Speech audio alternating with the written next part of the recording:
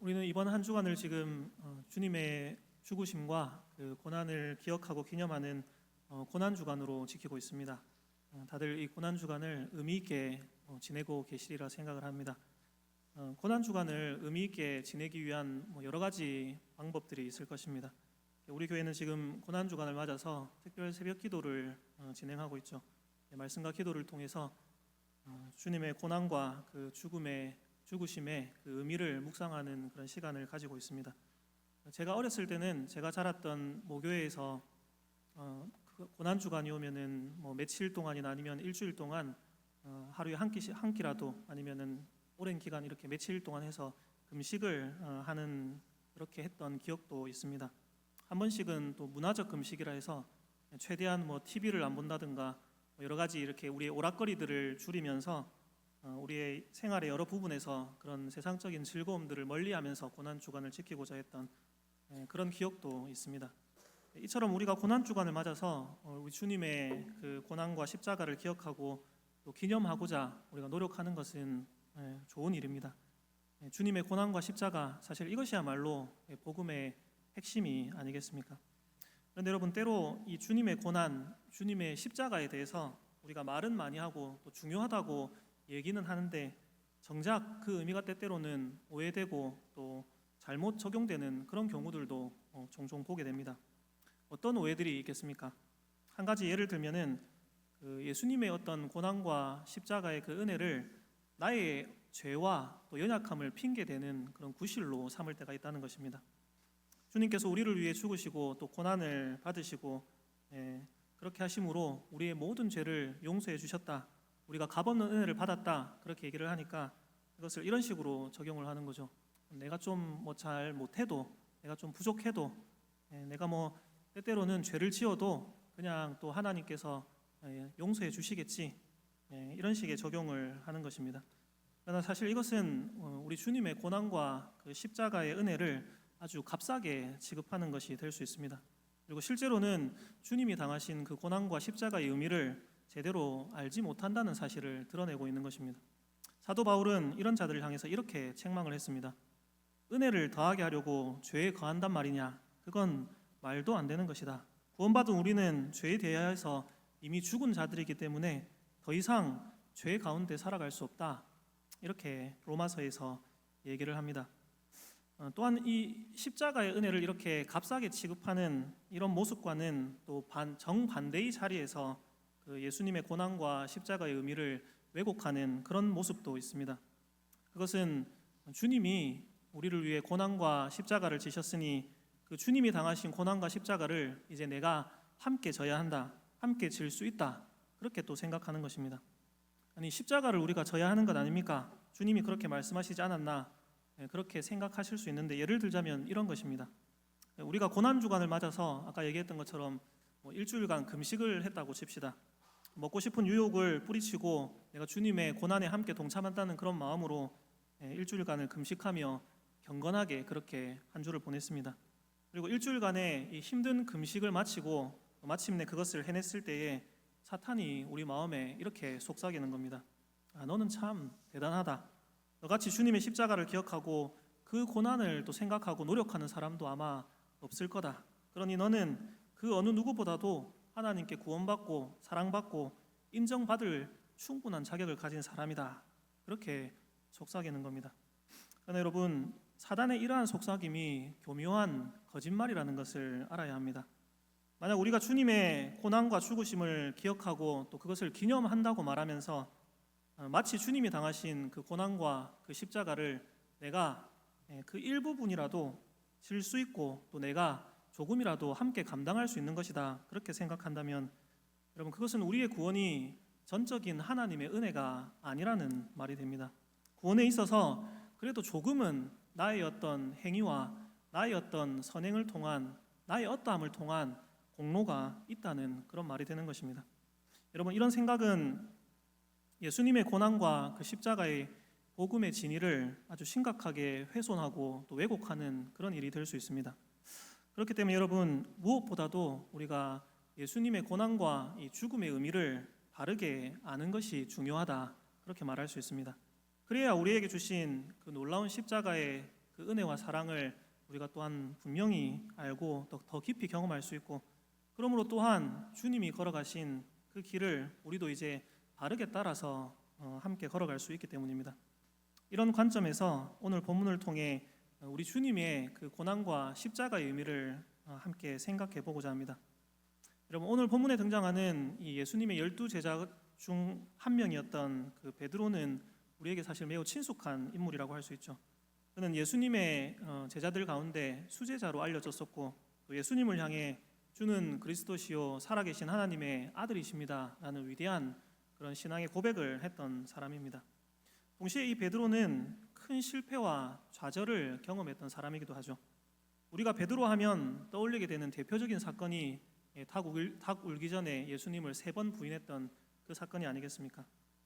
어떻습니까? 여러분은 이 사건을 읽으면서 이것을 어떻게 이해하고 또 받아들이고 계십니까? 많은 경우에 우리는 이 말씀을 읽으면서 베드로의 연약함과 베드로의 실패에 우리의 포커스를 맞출 때가 많습니다. 베드로는 예수님을 가장 가까이서 섬겼던 제자였는데, 그럼에도 불구하고 얼마나 또 부족하고 연약한 사람이었나. 우리 역시 베드로처럼 연약한 그런 죄인들이다. 우리의 의지와 결심은 흔들리기 쉬운 것이기 때문에 우리 자신을 의지하지 않고 하나님을 의지해야 된다. 이렇게 적용을 하곤 합니다. 맞습니다. 우리는 분명히 이 베드로를 오늘 말씀을 통해서 우리의 반면 교사로 삼을 수 있습니다. 그러나 여러분, 그렇게 적용하기에 앞서서 오늘 이 본문이 정말로 말하고자 하는 것이 베드로의 약함과 실패에 있는지를 우리가 한번 생각해 봐야 합니다. 여러분, 잘 보시면은 오늘 본문에서 예수님은 오히려 베드로가 실패할 것이고 실패할 수밖에 없다는 것을 지금 분명히 말씀하고 계십니다. 여러분, 한번 보십시오. 오늘 본문에서 우리는 이 베드로의 열심을 발견할 수 있습니다. 예수님께서는 이제 얼마 후면 자신이 죽임 당하게 될 것을 아시고 자신이 홀로 그 십자가의 길을 걸어가게 될 것이다 제자들에게 말씀을 하시죠. 요한복음 13장 33절 말씀입니다. 네, 같이 한번 읽어보겠습니다. 작은 자들아, 내가 아직 잠시 너희와 함께 있겠노라. 너희가 나를 찾을 것이나 일찍이 내가 유대인들에게 너희는 내가 가는 곳에 올 수 없다고 말한 것과 같이 지금 너희에게도 이르노라. 여러분, 예수님은 자신의 죽음을 가리켜 이렇게 말씀을 하셨습니다. 그러나 당시의 제자들은 이 예수님의 말씀의 의미를 제대로 깨닫지를 못했습니다.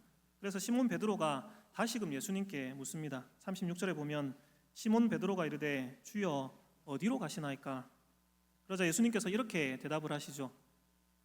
예수께서 대답하시되 내가 가는 곳에 네가 지금은 따라올 수 없으나 후에는 따라오리라.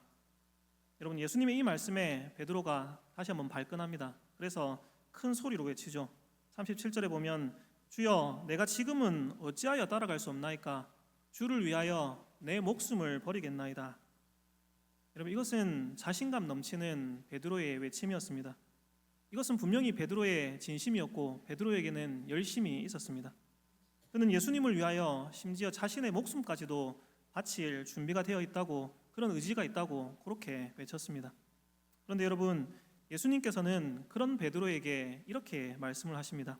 38절에 내가 진실로 진실로 내게 이르노니 닭 울기 전에 네가 3번 나를 부인하리라. 여러분, 우리는 이 결과를 잘 알고 있죠.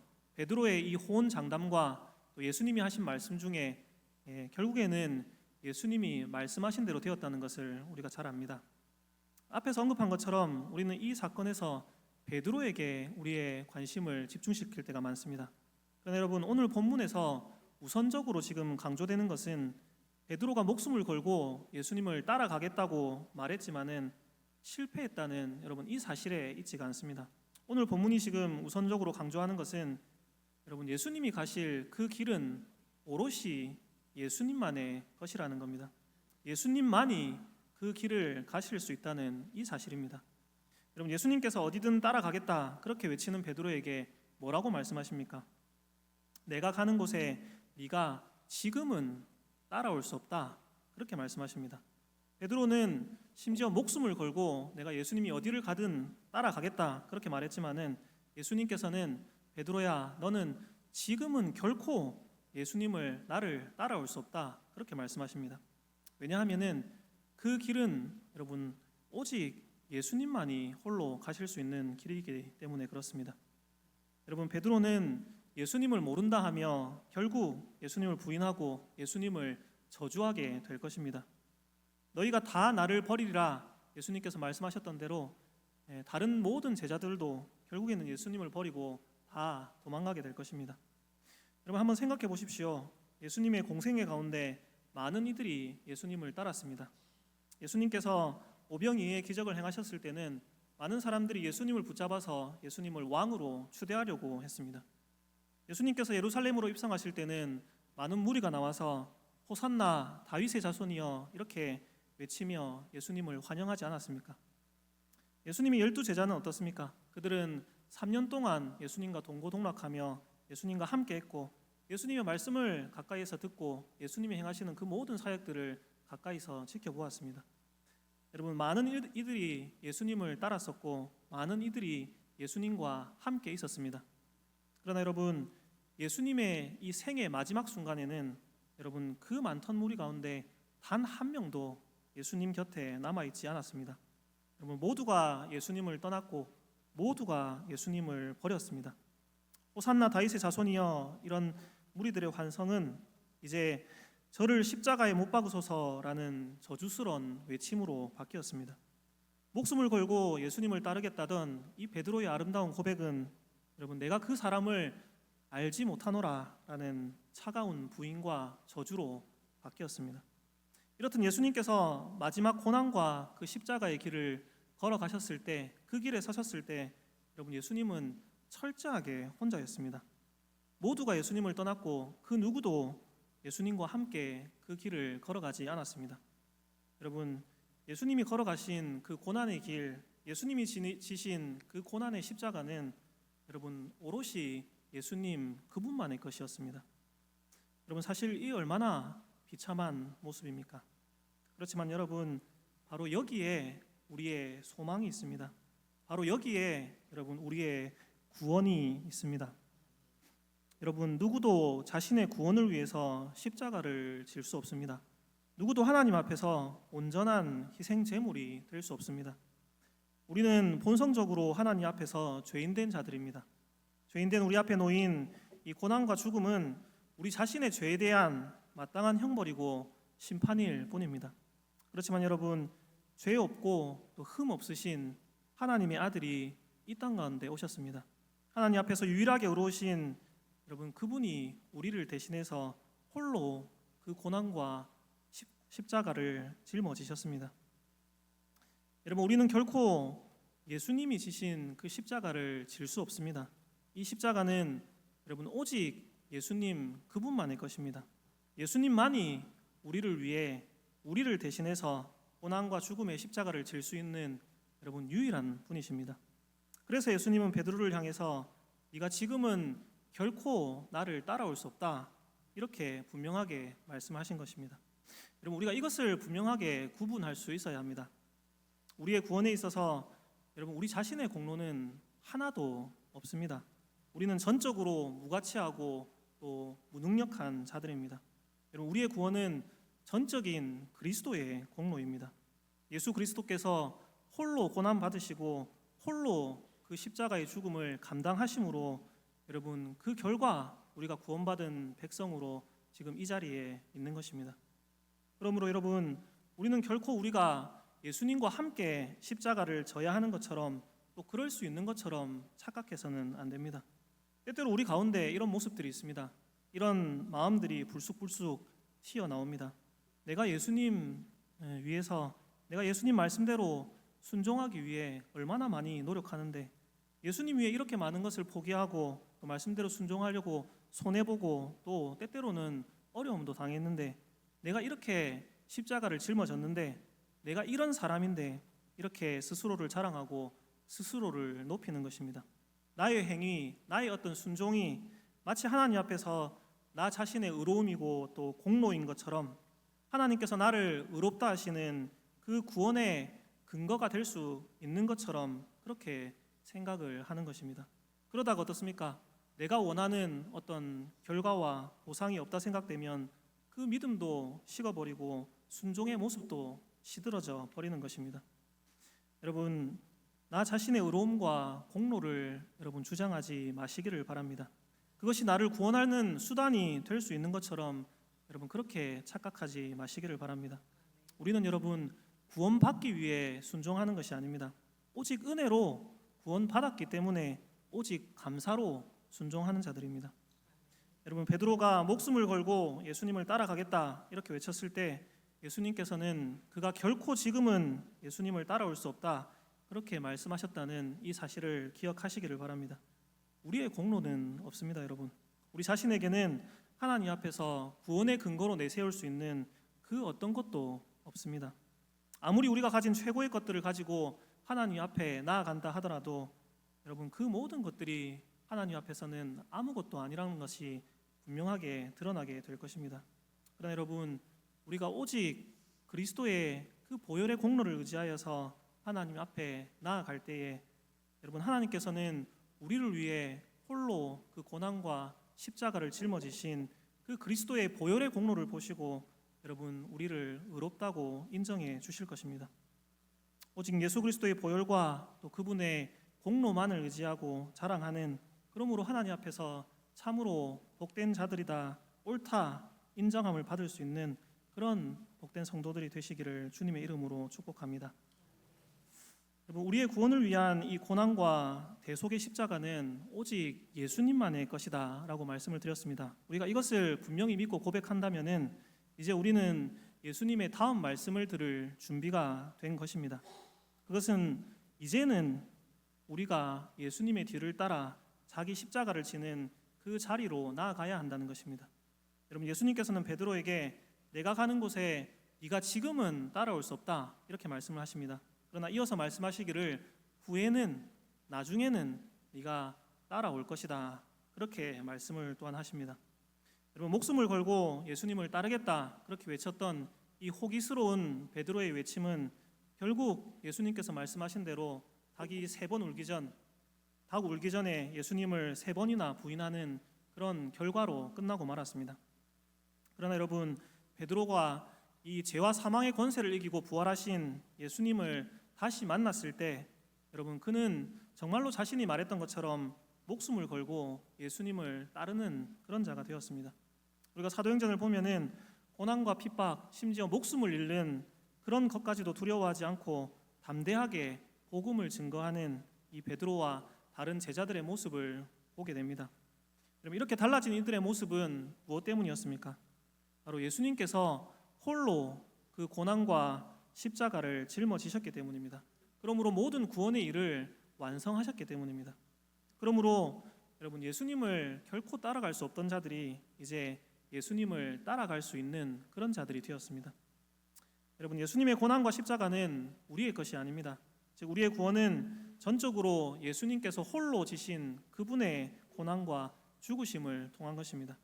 그러나 이렇게 오직 은혜로 구원받은 자들은 여러분 이제 예수님의 뒤를 따라 고난과 십자가의 길로 나아갈 수 있고 또 나아가야 합니다. 예수님께서는 이렇게 말씀하셨습니다. 마태복음 16장 24절 말씀입니다. 같이 한번 읽어보겠습니다. 마태복음 16장 24절. 이에 예수께서 제자들에게 이르시되 누구든지 나를 따라오려거든 자기를 부인하고 자기 십자가를 지고 나를 따를 것이니라. 아멘. 로마서 8장 17절도 이렇게 말씀합니다. 이 말씀도 같이 한번 읽어보겠습니다. 자녀이면 또한 상속자 곧 하나님의 상속자요 그리스도와 함께한 상속자니 우리가 그와 함께 영광을 받기 위하여 고난도 함께 받아야 할 것이니라. 아멘. 여러분, 앞서 말씀드린 것처럼 우리는 구원받기 위해 십자가를 지는 것이 아닙니다. 반대로 오직 은혜로 구원받았기 때문에 구원받은 자로서 이제 십자가를 지고 주님의 뒤를 따라가야 하는 것입니다. 반대로 말하면은 여러분, 자기를 부인하고 자기 십자가를 지는 그것이야말로 우리가 참된 그리스도인이다 하는 그것을 증거한다는 말입니다. 자기를 부인하고 자기 십자가를 질 때 여러분 우리가 오직 예수님의 그 은혜와 공로로 구원받은 참 하나님의 백성임을 분명하게 증거할 수 있다는 것입니다. 사도 바울은 이 골로새서 1장 24절에서 그리스도의 남은 고난을 그의 몸된 교회를 위하여 내 육체에 채우노라 이렇게 말씀을 합니다. 그리스도의 남은 고난 이렇게 얘기를 하니까 그리스도께서 당하신 그 고난이 뭔가 조금 부족해서 우리가 그 남은 몫을 감당해야 한다 이런 의미처럼 들리지만은 여러분 결코 그런 의미는 아닙니다. 이것은 여러분 그리스도께서 당하신 그 고난과 십자가의 복음이 그 의미와 그 가치가 아직 세상에 다 알려지지 않았다는 말입니다. 그러므로 예수님의 고난과 십자가의 복음이 그 복음을 전해 듣지 못한 자들에게도 이제 증거되어야 한다는 그런 의미입니다. 그런데 여러분 그 복음이 어떻게 증거될 수 있습니까? 바로 자기를 부인하고 자기 십자가를 지고 주님의 뒤를 따라가는 그 자들을 통해서 증거될 수 있다는 겁니다. 우리가 우리 앞에 놓인 고난과 십자가를 지고 주님의 뒤를 따라갈 때에 여러분 세상은 바로 그런 우리를 통해 그리스도의 고난을 알게 될 거라는 말입니다. 그 의미를 알게 될 것이라는 말입니다. 그리스도의 몸된 교회인 우리가 고난을 경험함으로써 십자가를 증거할 때에 여러분 세상은 그런 우리를 통해 예수 그리스도의 그 십자가의 사랑, 그 무한한 은혜의 가치를 깨닫게 될 것이라는 말입니다. 이게 사도 바울이 지금 그리스도의 남은 고난을 교회를 위해 내 육체에 채운다라고 말하는 의미라는 것입니다. 그러므로 여러분 이제 구원받은 우리에게 맡겨진 큰 사명이 무엇이냐면은 바로 다른 그 무엇보다도 자기를 부인하고 또 자기 십자가를 짊어지는 것입니다. 이것을 통해 예수 그리스도의 고난과 그 십자가의 의미, 그 복음을 증거하는 것이 우리에게 맡겨진 큰 사명입니다. 그런데 여러분 사실 어떻습니까? 오늘날 이 복음이 자꾸만 변질되어 가고 있습니다. 십자가가 없는 그런 복음도 많이 있고 십자가를 지지 않는 그런 그리스도인들도 많이 있습니다. 우리는 어떻습니까? 복을 원하고 또 번영을 원하고 영광을 원하지 여러분 어려움과 고난과 자기 희생과 헌신과 또 피 묻은 그런 십자가는 원하지 않을 때가 많습니다. 오늘날 사실 한국 교회와 또 많은 그리스도인들이 세상 사람들로부터 비난과 질타를 받을 때가 있습니다. 왜 그렇습니까? 여러 가지 이유가 있을 수 있겠지만은 한 가지 중요한 것은 우리가 복음의 순수성과 유일성만을 증거함으로써 복음 때문에 고난 받는다기보다는 오히려 그 복음의 순수성과 유일성을 그리스도인들이 바르게 증거하고 보여주지 못하기 때문인 모습도 있다는 겁니다. 예전에는 그래도 어떻습니까? 제가 어렸을 때만 하더라도 교회 그리스도인 하면은 그래도 믿을 수 있고 또 신뢰할 수 있는 정직한 사람들이라는 그런 이미지가 있었습니다. 그러나 오늘날은 여러분 어떻습니까? 교회와 그리스도인에 대한 어떤 불신이 세상 가운데 팽배합니다. 여러분 무엇 때문입니까? 교회가 또 그리스도인들이 그리스도의 십자가를 자꾸만 저버리기 때문입니다. 복음을 위해서, 교회를 위해서 자기를 희생하고 자기를 내어주고 헌신하고 또 십자가를 짊으로써 예수 그리스도의 고난과 그 십자가의 의미를 증거해야 하는데 그게 그리스도인들인데 오히려 세상의 기준과 가치관들, 세상의 부와 명예, 세상의 영광, 온갖 세상의 것들을 추구하면서 그런 것들로 오히려 자신을 치장하는데 열심을 내고 있기 때문은 아니겠습니까? 사랑하는 성도 여러분, 우리가 증거해야 할 것은 여러분 다른 것이 아닙니다. 우리가 증거해야 할 것은 오직 예수 그리스도의 고난과 십자가의 그 복음입니다. 오직 여기에 구원이 있고 여러분 여기에 참된 생명이 있습니다. 무엇으로 이 그리스도의 고난과 십자가를 증거할 수 있습니까? 바로 우리가 짊어지는 그 십자가를 통해서입니다. 우리가 자기를 부인하고 또 자기 십자가를 지고 주님의 뒤를 따를 때에 여러분 그런 우리를 통해 바로 그리스도의 그 고난과 십자가의 그 무한한 가치와 그 복음의 능력이 분명히 나타날 수 있게 되는 것입니다. 우리를 위해 홀로 고난과 십자가의 길을 걸어가시고 또 그 모든 고난과 죽음까지 감당하신 그 주님의 놀라운 사랑과 은혜가 바로 더 분명하게 경험되어지고 증거될 수 있는 것입니다. 사랑하는 성도 여러분, 여러분이 속한 가정에서 또 직장에서 또 이 교회에서 하나님께서 여러분 앞에 두신 그 자기 십자가를 여러분 기꺼이 짊어질 수 있기를 바랍니다.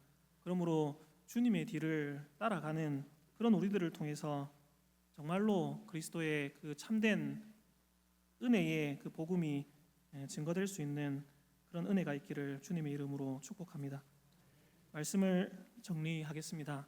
사랑하는 성도 여러분, 우리는 주님을 위해서 또 복음을 위해서 교회를 위해서 또 기쁨으로 감사함으로 여러분 십자가의 길을 걸어갈 수 있는 자들이 되기를 바랍니다. 여러분, 우리는 예수님과 동일한 고난과 십자가를 짊어지는 것이 아닙니다. 예수님께서 이미 앞서 가셔서 완전하게 열어놓으신 그 길로 그저 주님의 뒤를 따라가는 것입니다. 그렇게 여러분 그 길이 좁은 길처럼 보인다고 하더라도 여러분 그 길은 결코 절망과 죽음의 길이 아닙니다. 그 길은 오히려 승리의 길이고 또한 영광의 길입니다. 예수님의 뒤를 따라 우리가 이 고난의 좁은 길을 걸어갈 때에 여러분 우리는 그 고난의 현장에서 부활하시고 또 승리하신 그 영광의 그리스도를 더욱 깊이 경험하게 될 것입니다. 우리 주님께서 이 고난을 통과해서 영광에 이르신 것처럼 우리 역시 그 길을 지나 참된 영광의 자리에 이르게 될 것입니다. 우리를 통해 이 세상 가운데 그리스도의 그 고난과 십자가의 무한한 가치와 그 복음의 능력이 분명하게 증거될 것입니다. 여러분 특별히 이번 한 주를 주님의 고난과 죽으심을 기억하고 또 기념하는 고난 주간으로 우리가 지키고 있습니다. 이 고난 주간에 우리를 위해 홀로 십자가 지신 그 주님의 놀라운 사랑과 은혜가 더 깊이 묵상될 수 있기를 바랍니다. 그러므로 이번 한 주뿐만 아니라 우리 모든 삶 가운데서 자기 십자가를 지고 또 주님의 뒤를 담대히 따라감으로 또 십자가의 복음과 그 능력을 우리 삶 가운데서 더 깊이 누리고 또 그것을 세상 가운데 증거할 수 있는 참으로 복된 성도들 다 되시기를 주님의 이름으로 축복합니다.